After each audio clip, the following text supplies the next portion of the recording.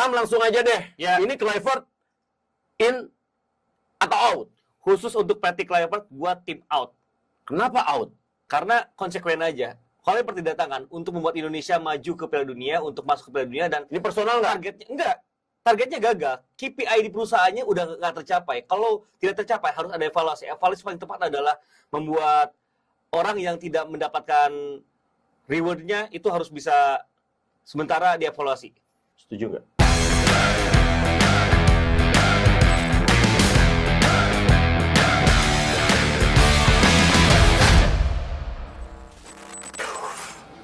Gue sebenarnya pengen teriak, tapi apa mau dikata, hati gue lagi sedih banget. Ya jujur lah, siapapun orang pasti semuanya rakyat Indonesia berduka dengan gagalnya lolos ke putaran berikutnya ya, ke ronde kelima. Karena jujur dengan kondisi kalah kemarin dari Arab Saudi udah berat kita untuk lolos ronde 4. Jadi pikiran kita adalah yang paling logika adalah ronde kelima, tapi mau dikata kita juga sekarang udah dipastikan gagal. Ya. Tapi show must go on, dan di hari ini kita akan membahas semuanya tentang review Indonesia di kualifikasi Piala Dunia ronde keempat. Semuanya ya secara cepat, tepat, dan objektif tanpa mencari kambing hitam, tanpa menyalahkan satu atau dua personal, tapi ini adalah tanggung jawab kita untuk mencari yang terbaik ya untuk timnas Garuda. Saya Rendra Sujono dan juga ada Ibam. ini dia komentar Rensu dan Ibam. Ibam. Bam, langsung aja gue bilang secara keseluruhan permainan kemarin, permainan Indonesia sudah lebih baik dibandingkan dengan pertandingan pertama. Setuju. Dan skuadnya menurut gue yang terbaik adalah yang saat itu ada ya itu, gitu segala macem. Tapi apa mau dikata, memang kita harus juga mengakui bahwa Indonesia, ya itu yang tadi seperti kita bahas, memang masih butuh pengalaman untuk pertandingan-pertandingan besar ya, di betul. kelas high level, dan itu yang terjadi kemarin. Karena di saat-saat kritis-kritis, ternyata Irak yang sebenarnya menurut gue kemarin tuh mereka banyak lebih ditekan sama Indonesia, ya. Tapi ternyata mereka berhasil keluar tuh dari situasi-situasi sulit dan akhirnya berhasil mencetak gol. Itu yang belum Indonesia punya. Betul. Walaupun secara materi, secara market value, pemain Indonesia luar biasa. Ya bisa mengimbangi lah ya. 500-an sama 300-an. Benar-benar. Harga di market value. Itu, Bang. Ya emang jadi secara konsep permainan sudah lebih baik, sudah lebih jelas, sudah lebih realistis juga dibanding gagal melawan Saudi Arabia.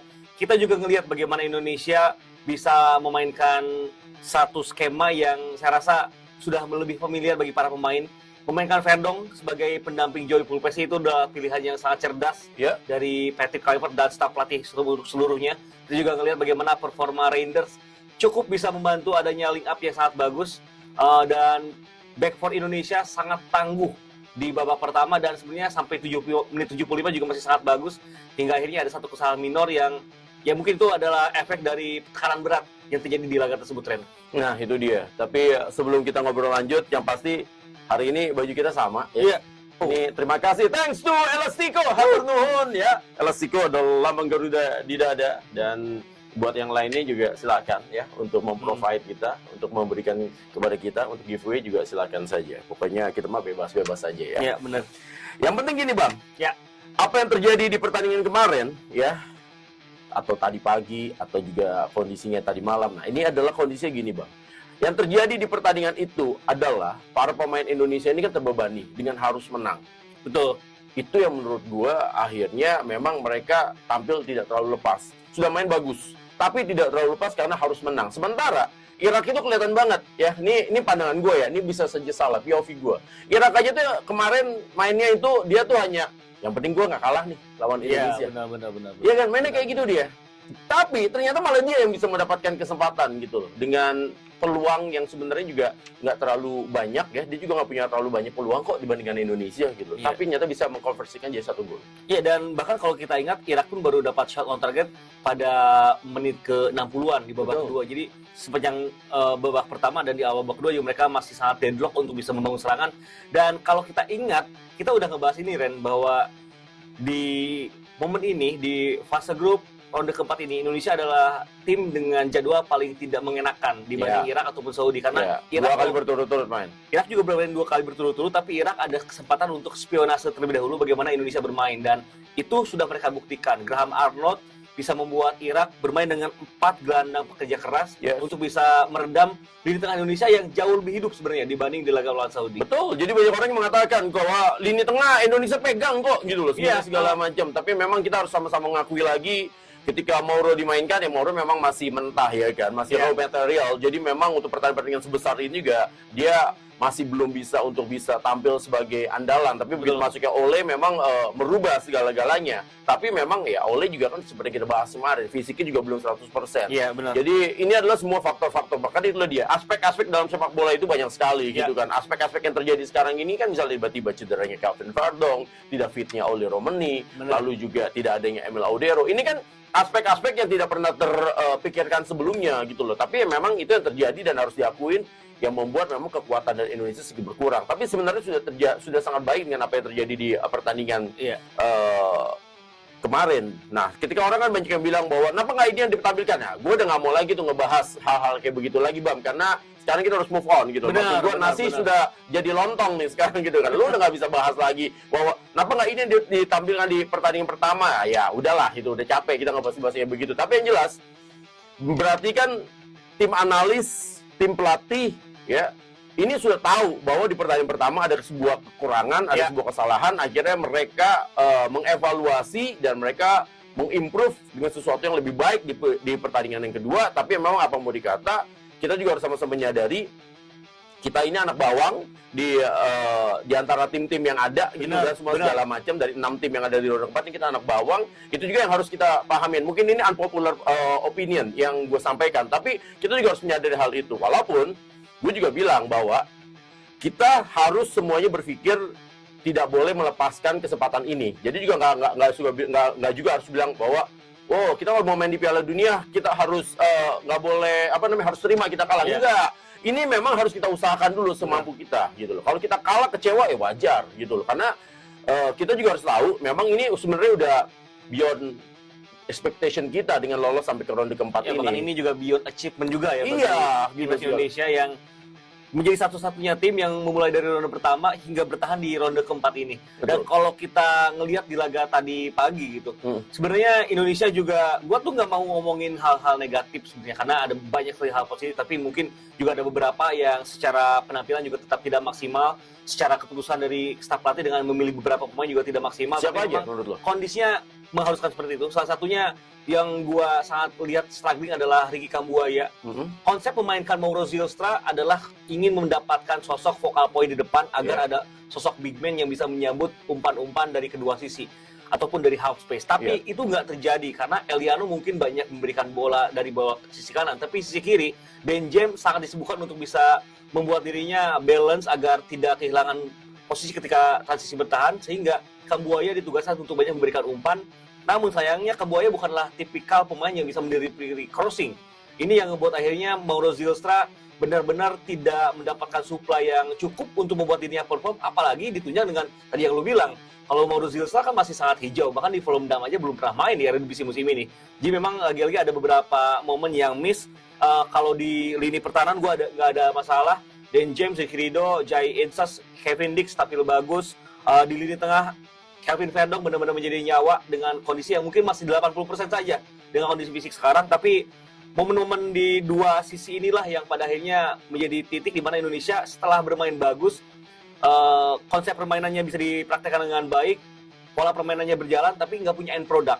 End productnya masih nggak jalan di area sepertiga pertahanan lawan. Ya, dan semua orang termasuk gue juga menangis melihat bagaimana kecewanya seorang pemain ya seperti Tom Haye. Karena kalau gue sih ngeliatnya kenapa Tom Haye itu kan dari semua pemain ini kelihatan banget sangat terpukul tuh dua kalau menurut gue. Yang pertama tuh Tom Haye, yang kedua tuh Calvin Verdong. Kenapa dua orang itu sangat-sangat terpukul? Karena dua orang ini adalah menganggap ini adalah kesempatan terakhirnya dia untuk main di Piala Dunia. Dengan usia sekarang. Dengan usia yang sekarang. Calvin Verdong itu nanti Piala Dunia tahun 2030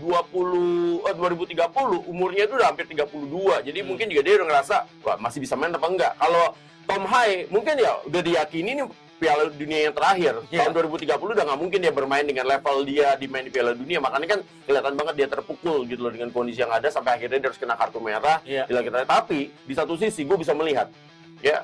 Jadi buat orang yang masih meragukan bagaimana nasionalisme mereka untuk membela Indonesia, ya harus lihat lagi lah bahwa nih dua pemain ini menurut gue sudah berjuang sekuat tenaga, sudah bener-bener darahnya udah merah putih banget gitu ya, dan bener-bener dia pengen banget sebenarnya Indonesia lolos Piala Dunia. Apapun misalnya ada tujuan pribadinya dia, ya gue rasa sah-sah aja gitu dengan kondisi yang ada gitu bang. Ya, dengan mereka lantang menyanyikan Indonesia Raya juga menjadi bukti karena itu tidak terjadi di pemain heritage dari negara-negara lain. Bahkan negara Malaysia juga para pemainnya kan nggak bisa hafal lagu keluar negara mereka, dan kalau ngelihat juga mentalitas yang sangat bagus ditampilkan oleh para pemain dan lapangan. Memang secara peluang kita sudah sangat tipis, tapi para pemain tidak inferior. Itu gue sangat suka tadi malam.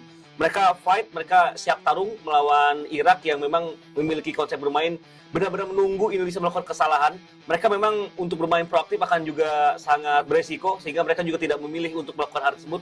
Mereka sangat menunggu untuk membuat Indonesia ada di titik lengah, dan sayangnya titik lengah itu terjadi di menit ke-75 babak kedua. Itu dia. Jadi sebenarnya memang apa yang terjadi di pertandingan Indonesia menghadapi Irak, semua hal itu sudah berjalan dengan baik gitu kan. Coba memang lagi-lagi kita harus sama-sama tahu memang kita masih kesulitan untuk bisa melakukan eksekusi, masih belum bisa juga mencetak gol. Itu memang masih menjadi permasalahan yang harus dipecahkan oleh tim pelatih manapun juga. Nah, sekarang kalau gue akan bahas lagi lebih lanjut lagi. Dengan kondisi yang ada saat ini, menurut lo, ini gue langsung tanya aja deh. Menurut lo ini harus dilanjutkan atau tidak tim kepelatihannya? Ini tidak boleh langsung hitam dan putih gitu. Harus kita lihat juga, ada beberapa sosok yang mungkin juga sangat bagus, tapi ada beberapa sosok yang gua rasa memang level pengalaman melatihnya, experience-nya, lalu juga level mentalitasnya tidak dalam posisi yang tepat untuk ada di tim yang sedang punya opportunity dan juga misi besar gitu di sepak bola Asia dan dunia. Gua rasa, gua pribadi, gua nggak mewakili siapapun, tapi gua pribadi memang bahkan di laga pertama melawan Saudi pun sudah mengatakan bahwa Patrick Kluivert adalah orang yang nampaknya tidak siap dengan level sekarang, sehingga beberapa keputusannya tetap tidak maksimal, termasuk di laga kemarin. Sebenarnya keputusan mempertahankan pola 4 back itu gue salut juga. Artinya dia punya pendirian, dia punya game plan, dan dia stick to the plan, tidak terlalu mendengarkan apa yang menjadi kritikan dari pecinta sepak bola Indonesia yang juga nggak salah sebenarnya. Tapi mereka sudah coba untuk memaksimalkan apa yang sudah mereka yakini. Itu adalah konsep mentalitas yang sangat bagus. Tapi dari keseluruhan, dengan gagalnya mencetak gol dari open play, itu menunjukkan bahwa tidak hanya pemilihan pemain, tidak hanya pemilihan komposisi, tapi juga adjustment in game-nya sangat minim. Dan ini yang buat gua nggak cukup untuk Indonesia ingin punya misi lebih di masa depan. Dan gua rasa ini adalah momen yang tepat kalau Indonesia coba untuk setidaknya melakukan evaluasi di titik-titik yang ideal aja. Jadi untuk Patrick Kluivert, gua memilih out. Memilih out untuk Patrick Kluivert. Memilih out. Ya. Tapi saya gua tanya nih, memilih out. Betul. Tapi tidak dengan seluruh staf pelatihnya. Ada beberapa staf pelatih yang sangat memberikan satu touch yang sangat bagus dengan dinamisme yang juga begitu bagus di tim nasional, dan membuat para pemain juga nampak lebih nyaman. Siapa? Ya banyak sekali, ada Alex Pastur yang sudah sangat jelas, dan dia punya kemampuan playbook taktik yang sangat banyak gitu. Jadi memang ini adalah pelatih-pelatih yang sudah bisa berada di titik tapu kepemimpinan tertinggi untuk bisa mengambil peran, tidak hanya mengambil keputusan tapi juga mendrill latihan, mendrill taktiknya gimana. Jadi ada beberapa nama yang gue rasa sangat bagus, termasuk Jordi Cryp sebagai sosok yang ada di manajemen kepelatihan juga. Itu orang-orang yang saya rasa harus dipertahankan. Simon Tahamata juga sama.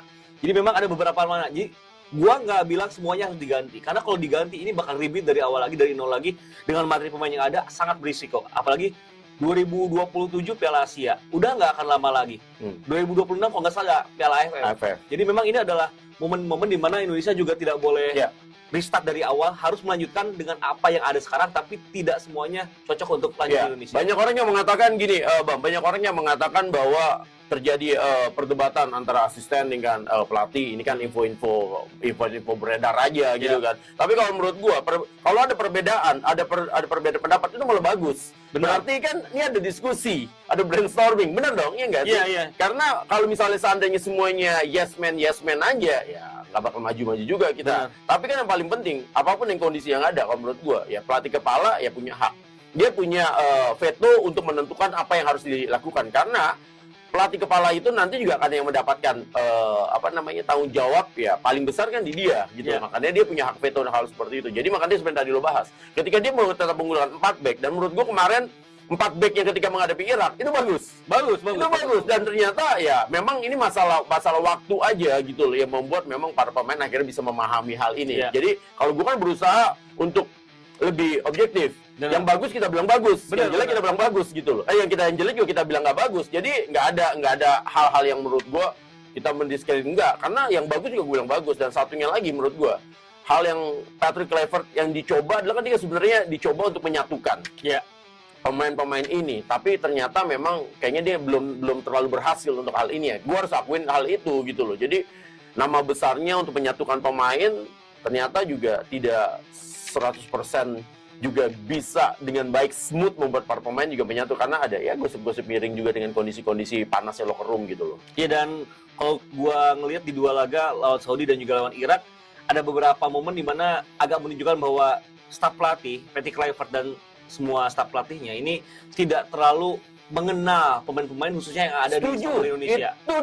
Itu dia, Bram. Gua agak masih, memang ini sudah menjadi pembincangan yang sudah lewat, tapi gue masih menyesalkan kenapa Yakub Sayuri dengan kemampuan spesialnya ditempatkan sebagai fullback kanan. Itu sangat menunjukkan sebenarnya belum ada chemistry yang terbangun antara pelatih, staf pelatih dengan pemain.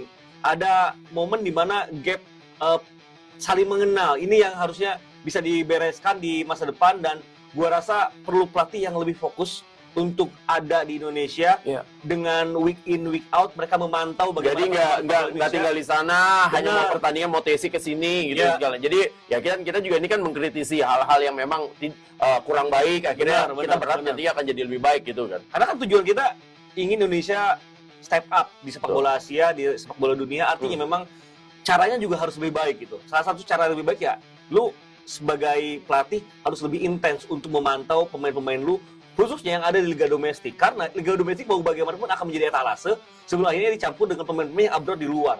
Pemain yang abroad di luar tuh untuk kita memonitor akan sangat mudah.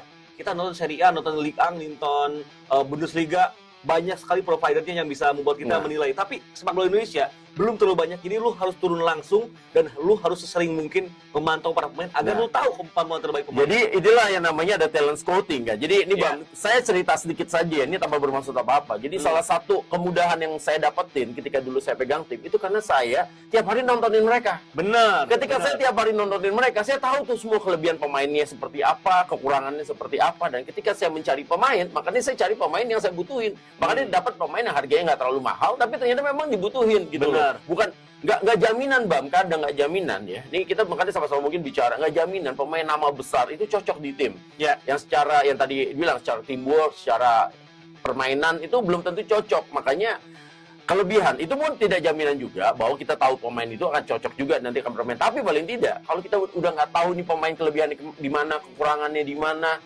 terus mungkin komunikasinya untuk menanyakan nih sebenarnya pemain di dulu ada masalah apa segala macam itu tidak terjadi. Karena kan ini suksesinya kan nggak smooth ya. Iya. Kalau suksesinya smooth, mungkin dari tim pelatihan yang lama itu akan ngomong ke tim pelatihan baru, ini pemain gini, ini pemain ini kekurangannya ini, kelebihannya ini, ya teknisnya ini, kekurangan non teknisnya ini, itu semua ada. Jadi pelatih juga nggak perlu cari tahu, udah tahu semua nih, udah ada datanya. Ya, benar. Tapi kan kalau ini kan nggak suksesinya kan nggak smooth gitu, dan akhirnya tim pelatih yang baru pun juga mungkin nggak tahu juga gitu loh kondisi pemain ini sebenarnya seperti apa, karena kan ya nggak semua juga pemain itu ada hal-hal non teknis juga yang mungkin ya sedikit mengganggu gitu loh kan, kita nggak tahu juga hal kayak gitu. Lagi semalam juga membuktikan bahwa lagi-lagi belum ada chemistry yang terbangun antara pemain dengan pelatih, belum ada rasa trust yang tinggi antara pemain yang dipilih memasuki skuad 23 dengan pemain pelatih yang ada di sana. Karena memang kita tahu Yakob tidak tampil maksimal, Yanci juga tidak mendapatkan menit bermain yang membuat dia bisa berkembang.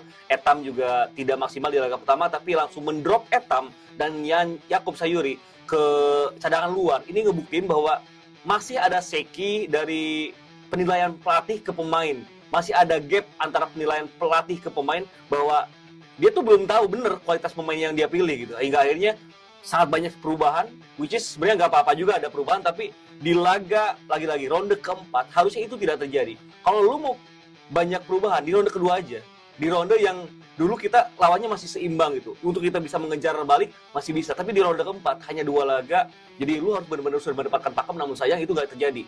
Pakemnya nggak didapat, secara formasi ada perubahan, detail kecil, pakem bermain kita juga ngelihat ada permainan yang lebih baik, tapi dari komposisi agak jauh berbeda, dan ini yang buat pada akhirnya balance-nya memang dapat tapi nggak maksimal. Bisa lebih baik lagi pemain Indonesia.